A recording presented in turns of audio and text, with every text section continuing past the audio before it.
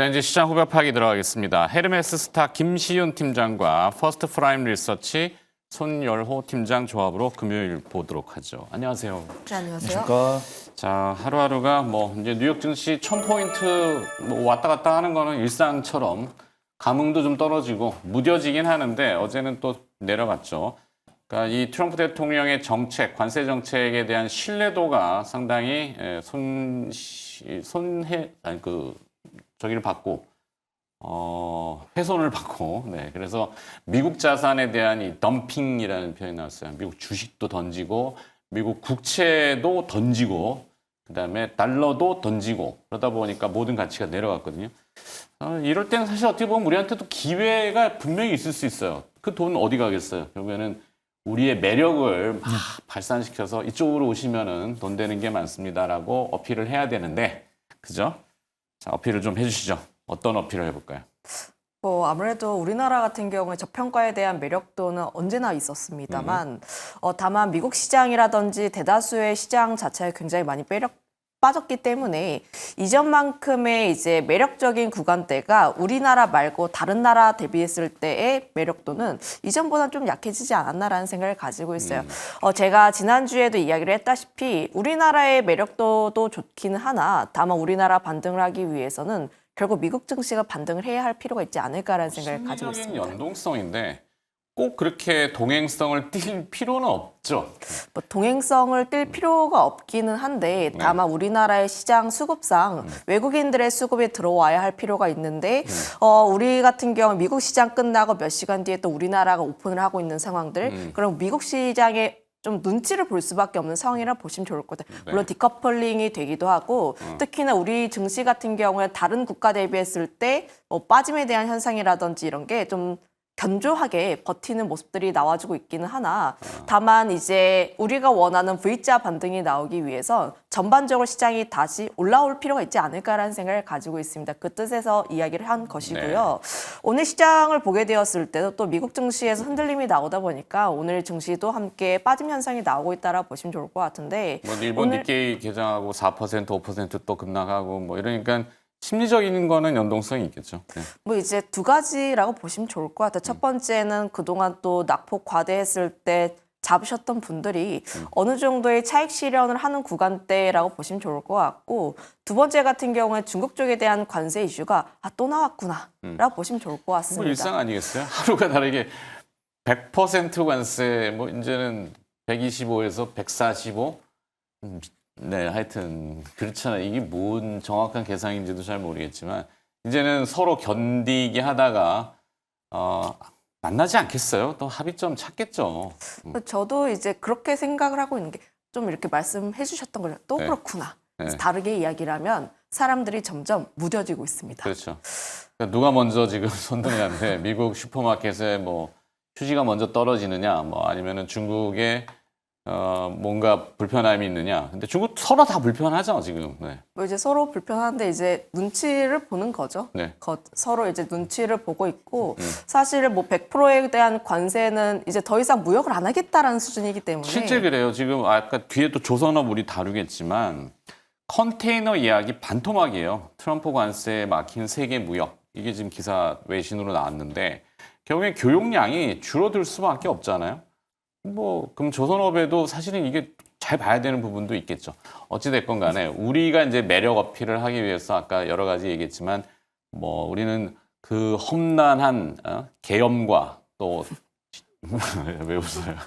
시민의 힘으로 이뤄낸 또 이 탄핵 놀라운 그 재건력이죠. 거기에 이제 우리가 그걸 이제 환율로 어필한다면은 사실 1,500원 아까 우리 김유정 아나운서도 이제 막 보도들이 나오잖아요.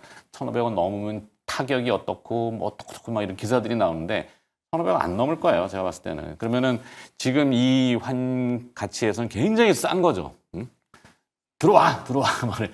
실제로 환율이 조금 내려가요. 오늘 주가도 빠지지만 환율은 6원 20전이 떨어져서 그나마 주가 낙폭은 제한하고 막아주는 효과를 이제 미국 증시 떨어져서 그렇지만 사실 그 돈이 나와가지고 갈 데 없으면은 찾는단 말이죠. 매력적인 데를. 자, 손열호 팀장의 매력은 뭐예요? 저는 그냥 얼굴보다는 말빨이 매력이다라고 보고 있고 네. 일단 이런 상황 속에서는 우리가 조금 시기를 늘린다고 했을 때는 기회가 될 수 있다라고 판단합니다. 우리가 이 투자를 왜 대응의 영역으로 한다면 내가 바라보고 있는 이 업황과 이 종목의 적정 주가에 답이 없기 때문이죠. 그럼 우리가 흔히들 다른 전문가분들께서 이게 척도다라고 판단하시는 부분들을 가지고 와가지고 나의 입맛대로 바꾸면 되는 겁니다. 그래서 우리가 보는 척도들은 많죠. 뭐 PBR을 통해서든 뭐 주가 수익비를 통해서든. 그래서 지금 코스피가 2,400선 부근이 있는데 요 선은 뭐 PBR이 0.85, 0.80 이 부분들이 있기 때문에 저는 순자산 기준으로 저평가 매도 있다라고 판단하고 있고요. 저는 사실 기술적 분석을 했을 때도 어제 뉴욕 시장이 이제 그 전날에 음봉을 잡아먹는 양봉이 나왔기 때문에 굉장히 좀 센 시그널이 나왔다. 그 다음에 국내 증시 같은 경우는 어제 일봉 차트를 보니까 전거래 음봉을 잡아먹고 추가 상승 나오는 장대 양봉이 나왔기 때문에 전 단기적인 피로도가 나올 거다라고 판단했어요. 근데 이 단기적인 피로도를 줄 수 있는 관세 뉴스가 나오면서 외국인과 기관 입장에서는 단기 차익을 뭐 할 생각은 있었지만 관세 뉴스가 나왔으니까 추가적으로 진행을 해야겠다. 근데 이제 뉴욕 시장에서 나왔던 뉴스를 봤을 때도 이 관세가 중국을 타깃으로 한 관세가 나왔기 때문에 우리나라는 지장이 없다라고 보는 게 맞습니다. 근데 이 투자를 진행을 하는 것은 감정이 없는 기기가 하는 것이 아니라 감정을 갖고 있는 사람이 하는 거다 보니까 이 불똥이 중국뿐만 아니라 우리나라로도 튀지 않을까 그런 생각을 하고 있는 것 같아요. 그런 과정 속에서도 지금 조선이랑 AR 소프트웨어 같은 경우는 어떤 관세를 좀 피난처가 될 거다라고 보는 관점을 좀 매수가 들어오고 있고 식품주 같은 경우도 어떤 뭐 순자산 비율을 기준으로 했을 때는 저평가 매도를 갖고 있지만 해당 기업들이 이제 자신들이 만들고 있는 상품에 대한 원재료가를 올린다는 뉴스가 나오면서 바닥 대비 많이 올라온 것이 사실이기 때문에 이 상승에 대한 이야기를 말씀을 드리는 것은 투자분들로 하여금 기분 좋거나 조바심을 만들 수 있지 어떤 하락에 대한 이야기를 말씀드리는 것은 위안이 되었으면 하는 바람이지만 위안이 사실 안 됩니다. 하지만 우리가 매를 맞을 때는 알고 맞는 것이 괜찮고 내가 지금 당장 오늘 오후에 수익을 내 가지고 나 인생을 바꾸거나 내가 다음 주에 뭐 공과금 나갈 게 큰 게 있는데 내가 그렇게 다음 주에 반드시 목숨을 걸고 수익을 내야 되는 입장이 아니라고 한다면 지금 당장 이렇게 소나기 내릴 때 조금 처마 안쪽으로 들어가신 다음에 소나기가 다 내린 다음에 땅바닥에 떨어져 있는 저렴한 종목들을 살 수 있는 그런 기회로 삼아 보시면 좋을 것 같습니다. 네, 기회다. 뭐 이 얘기는 항상 하지만 진짜 기회인가? 진짜 기회다. 이렇게 좀 자신 있게. 저는 진짜 기회다라고 봅니다. 그러니까 저번 주 금요일과 저번 주 금요일과 오늘은 다른 것 같습니다. 그래서 저번 주 금요일에는 이상한데 라고 했었고 저번 주 금요일은 야 힘든데 야 큰일 났는데 라고 했는데 어제 목요일날 정말 장대 한번 강하게 나왔고 오늘은 외국인과 기관의 단기 차익이 나올 거다라고 판단했는데 미국에서 만기 이슈도 어제 있고 만기에 이제 옵션 만기가 있어서 그거에 따른 자산을 기계적으로 담은 거를 오늘 좀 풀어내야 되는 리밸런싱 하는 관점도 있고 미국에서 관세 뉴스 터졌음에도 불구하고 제 개인적인 생각으로는 난 이 정도 매도가 나올 줄 알았는데 제 사견보단 덜 나오고 있습니다. 그렇기 때문에 하방 다지고 다음 주에는 좀 웃을 수 있는 장세가 오지 않을까 그렇게 좀 판단하고 있습니다. 김시훈 팀장은 어때요? 좀 손인호 팀장은 굉장히 강하게 기회다 매수해. 저도 지금 안 사면 언제 살까라는 생각 가지고 있고요. 앞서 이야기를 했던 것처럼 관세에 대해서 우리가 점점 무뎌지고 있습니다. 그 뜻은 다르게 이야기를 하면 하락했을 때 매수할 수 있는 주체가 충분히 나올 수 있다라고 해석을 하고 있고요. 두 분이라도 얘기하는 동안 코스닥이 플러스로 양전환 됐어요. 다행입니다. 좀 더 힘을 줘야 되는 거예요. 그렇죠? 알겠습니다. 네, 결국은 이런 시장 속에서 다시 한번 탄력이 굉장히 크게 붙을 수 있는 종목군들에 대해서 저는 리밸런싱하는 구간대이지 않나라는 생각을 가지고 있어서 오히려 뭐 내가 지수라든지 좀 큰 종목 가지고 있으시면은 이렇게 하락했을 때 매수하는 구간으로 활용해 보시면 좋을 것 같고 오히려 좀 올라갔을 때는 이제 그냥 두시는 게 맞지 않을까라는 의견 드리겠습니다. 네. 자, 우리의 매력도 중에 또 지금 현재 가장 주목받는 부분은 조선업이라고 많이 회자되기 때문에 트럼프 대통령이 타국에서 최첨단 선박을 살 수도 있다. 돈을 투자하겠다. 뭐 이분 말을 지금 고지고대로 받아들이기는 좀 어렵긴 해요. 왜냐하면 뒤통수를 자주 맞으시기 때문에. 그래서 또 미국 현지의 조선업들을 재건하고 부활하고 우리한테 그런 거를 러브콜을 보내고 있고 이걸 어떻게 봐야 될까? 우리 조선업에 큰 호기가 될 수 있을까? 기회인가? 아니면은 그냥 허울 좋은 적일까? 저는 기회다라고 판단하고 있고요. 불확실성은 한 25% 정도 된다라고 판단합니다. 제가 만약에 트럼프 대통령과 20년직이 알고 지낸 사람이라고 하더라도 네. 100% 믿을 수는 없다라고 판단하고 있고요.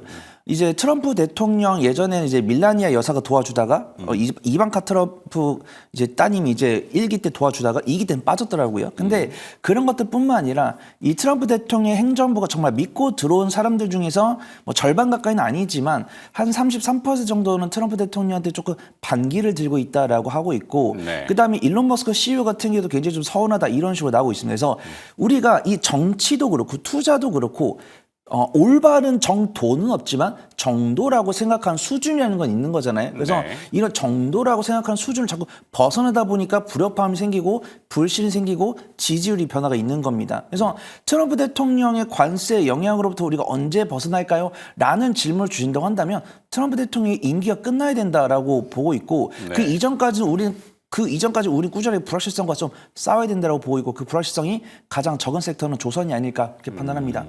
우리가 미국이라고 해서 모든 산업을 다 잘하는 건 아니더라고요. 뭐 조선이라든가 방산이라든가 전력설비 이런 쪽은 이제 미국이 1등이 아니고 그 가운데서도 우리가 1등을 가져갈 수 있는 섹터는 조선이다라고 판단되고 있고 뭐 한화나 현대 같은 경우도 미국의 MRO 사업을 가져가기 위해서 노력을 하고 있는 부분들.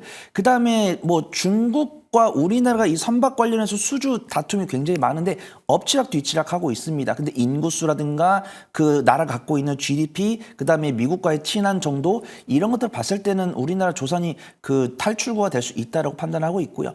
지금 방산이랑 비교했을 때도 고점 대비해서 조정이 많이 나왔고 기술적 반등 나오고 있는데 수급 중에 미세하게 방산보다는 조선 쪽이 낫다라고 판단하고 있기 때문에 저는 조선을 투자해봐도 된다라고 판단합니다. 그 안에서도 옥석을 구분하는 게 중요하다고 판단하고 있고 저는 그 수혜가 될 가능성은 75%, 불확실성은 25% 정도 된다. 그렇게 말씀을 드리도록 하겠습니다. 네. 자, 조금 구체적인 게 필요한데, 우리 지금 조선소들의 도크는 풀 만석이라고 제가 가보지는 못했어요. 사실 거제까지 내려가기도 힘들고, 뭐 거제나 뭐 울산이나 어디 그런 쪽에 있잖아요, 많이. 근데 가보진 못했는데, 뭐 하여튼 그런 얘기들이 들리고.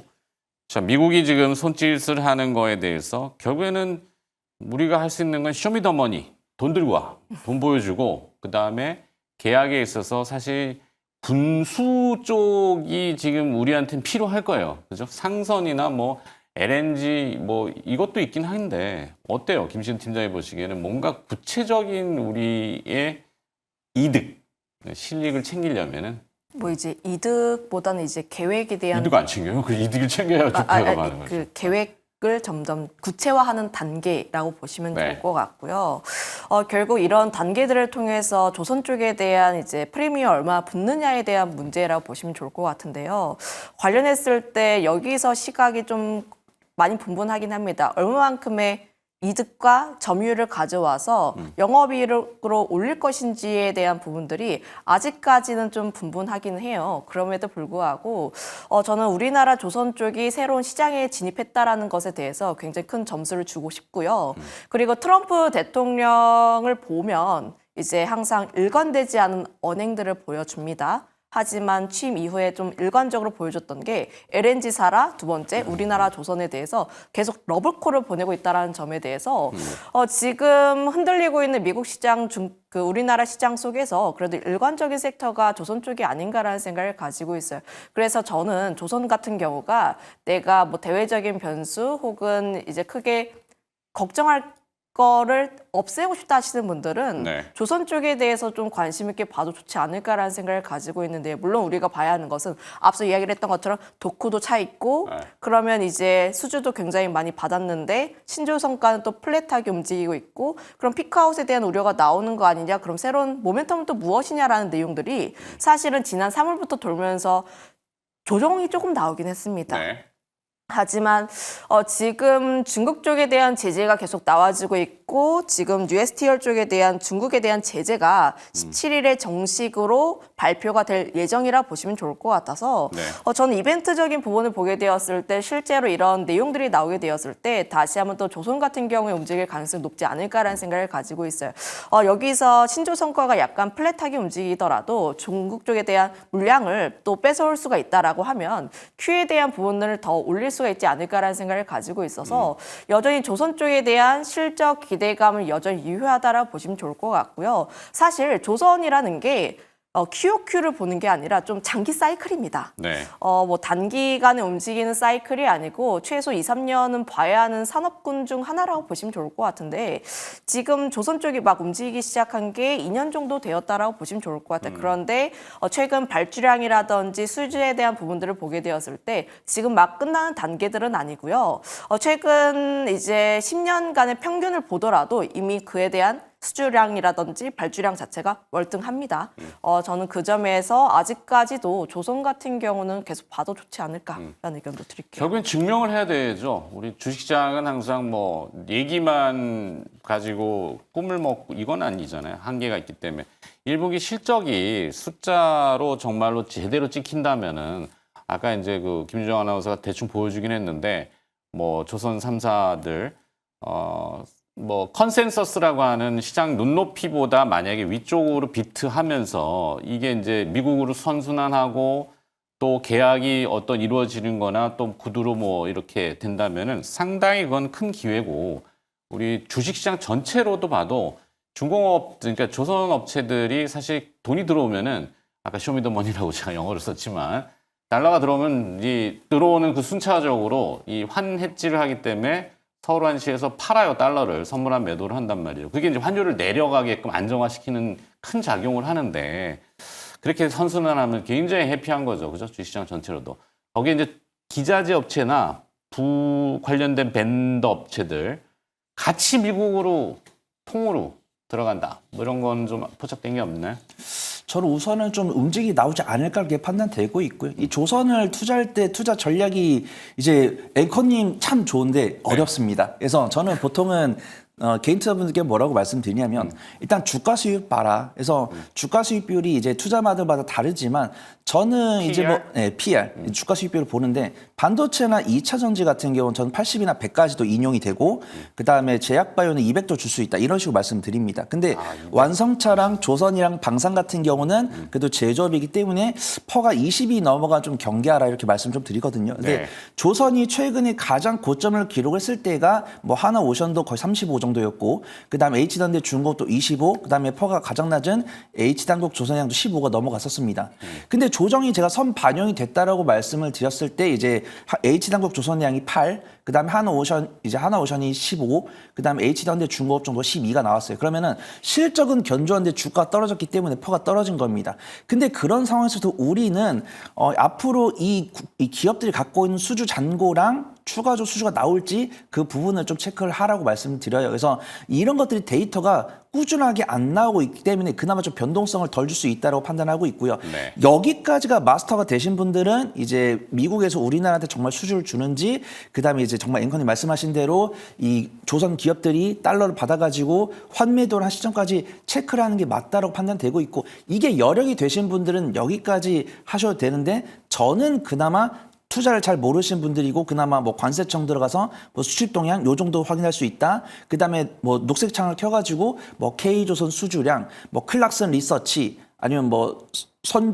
신조선가, 뭐 중고조선가, 뭐 철강 후판 가격 요런 것까지만 검색이 되신 분들은 라인을 정하는 거죠. 내가 투자를 할 때 부담되는 주가 수익 비율 라인, 그다음에 수주가 나왔는데 이번 달에는 우리나라가 중국보다 선박을 더 많이 수주했는지 아니면 일반 상선 말고 이익률이 많이 나오는 LNG 수주했는지 그다음에 이런 뉴스가 나왔을 때 외국인과 기관들은 어떻게 생각을 하는지 그럼 이런 생각을 보고서 내가 매매를 할 때 내가 지금 조선을 얼마나 갖고 있고 평가 손실이 얼마가 있는지 이런 것들을 투자를 한다고 했을 때는 제가 앞에서 말씀드린 뉴스랑 갑자기 원달 환율이 1470, 1450에서 갑자기 1420을 뚝 떨어지지 않는 이상은 저는 조선이랑 조선 기사재료는 손실 볼 가능성 거의 없어 보인다. 그렇게 평가를 하고 있습니다. 네. 자, 그러면 정해야 되는데 뭐 조선업에 대한 물론 부자재, 기자재, 부품까지 다 하면 좀 넓어지긴 하는데 선택을 하고 집중한다면 어디? 저는 조선사로 꼽아 본다면 HD 한국조선해양이 그래도 좀 매력적인 구간대가 아닌가라는 생각을 가지고 있고 기자재 쪽으로 보게 된다면 엔진 쪽이라든지 혹은 본행제에 관련했을 때 관심 있게 LNG 보고 본행제? 있는데 예. 아무래도 지금 엔진 같은 경우에는 뭐 중국 쪽에 대한 이슈가 계속 나와주고 있긴 해도 중국이 차지하고 있는 점유율 자체가 상당히 많습니다. 그런데 중국에서 수주를 받을 수 있는 쪽이 엔진 쪽이라 보시면 좋을 것 같은데요. 오늘 또 현대 마린 엔진이 전고점 라인대를 뚫고 그러니까 박스권 상단 라인대를 뚫고 올라간 모습들을 보여줬기에 네. 대장 쪽에서의 움직임이 나와줬기에 그 아랫단 뭐 하나 엔진이라든지 다른 엔진 쪽도 함께 움직일 가능성이 높지 않을까라는 생각을 가지고 있고 본행제 같은 경우도 최근에 LNG 관련했을 때 미국 쪽에서 알래스카라든지 수입에 대한 내용들이 계속 나와주고 있어서 좀 곁다리로 보게 된다면 본행제까지도 한번 관심 있게 볼 필요가 있지 않을까라는 의견도 드리겠습니다. 참 본행제 얘기는 몇 년을 지금 우려먹는다니까 좀 그런가?